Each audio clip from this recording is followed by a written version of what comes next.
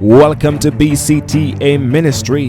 This is where you know, share, and defend the gospel. Right here, we are changing lives together forever. We are on this journey for the Lord Jesus Christ. We are reaching people in all the earth. I want to tell you, Proverbs 11 verse 30 says, "He that wins soul is wise." And right here on BCTA Ministry, we are all about winning souls for the kingdom of God, because Jesus is coming again and we need to be there. Yes, you and I need to be there. So let's reach here, there, and everywhere in all the earth. You see, we are climbing together. We are being a salt of the earth as we share in-depth Bible truth here at BCTA Ministry. Hello, friends, and welcome back to BCTA Ministry. I am glad you are here. And guess what? It is Wednesday, and this is where we pause and check in with each other, see how our week has been. I want to say, for me, this week has been, a little steady, not crazy, not too busy, just steady. I got to spoke to my mom. I saw my brothers, and yeah, it's been wonderful. My wife is doing fine. My daughter is doing okay. My dogs are doing okay. Praise the Lord. Amen. Our memory text remains the same, 1 John 5, verses 11 and 12. And it reads thus: "And this is the testimony, that God has given us eternal life. And this life is in his Son.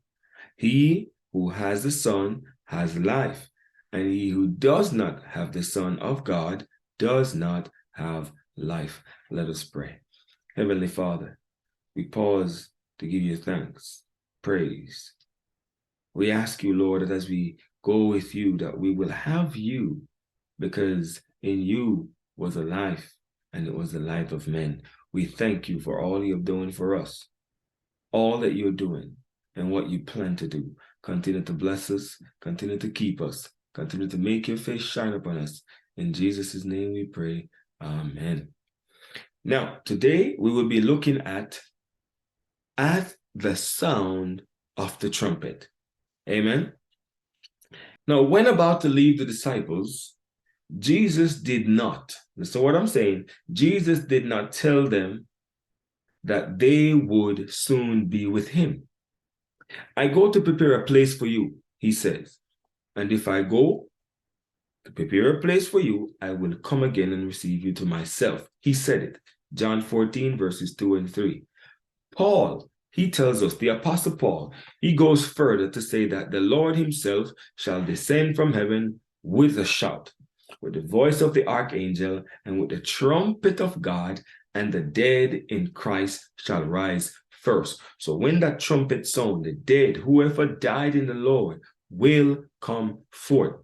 Then we which are alive and remain shall be caught up to meet him in the clouds, and so will be forever with him. Amen. That was 1 Thessalonians 4, verses 16 through 18. But don't touch that button. We will be right back.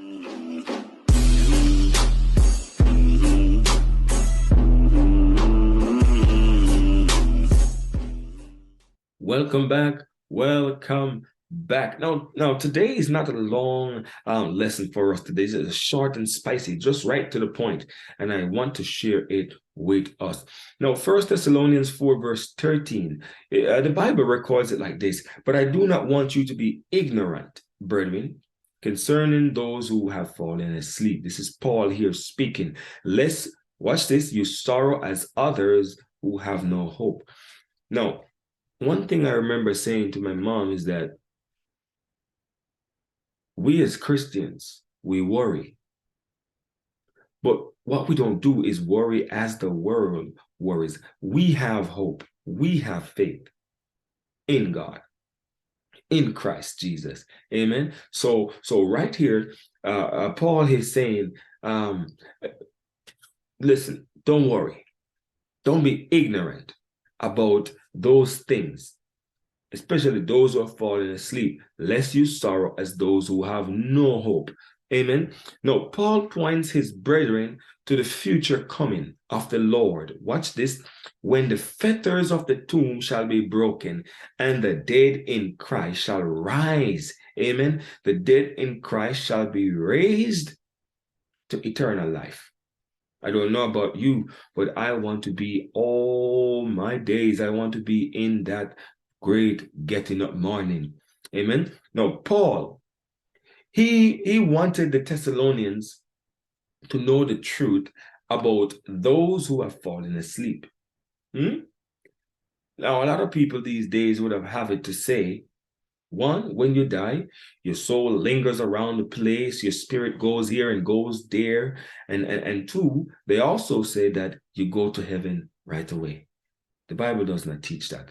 You see, those who defended the immortality of the soul uses the expression, God will bring with him those who sleep in Jesus. Amen. 1 Thessalonians 4, verse 14. To affirm the soul of the dead will come with Jesus to receive their physical body. Listen what I'm saying here. That is not true. Why would we need to be resurrected if those people who died is already with Jesus? They don't need to be resurrected if they were with Jesus. Amen. And ascended to heaven to be with him. Why would they need to be resurrected again? That makes no sense. You see, the hope of the resurrection, friends, would become useless if those who have died, watch this, I will say it again, the hope of the resurrection would become useless if those who have died were already living with Jesus. Why would he come to resurrect those who are already with him? That makes no sense. I close with this one sentence. Our consolation resides, as I've said yesterday and the day before, in the resurrection. Blessed are he who die from henceforth, because they rest from their labor. Amen. John said it in Revelation. Friends, there's more to come. See you tomorrow.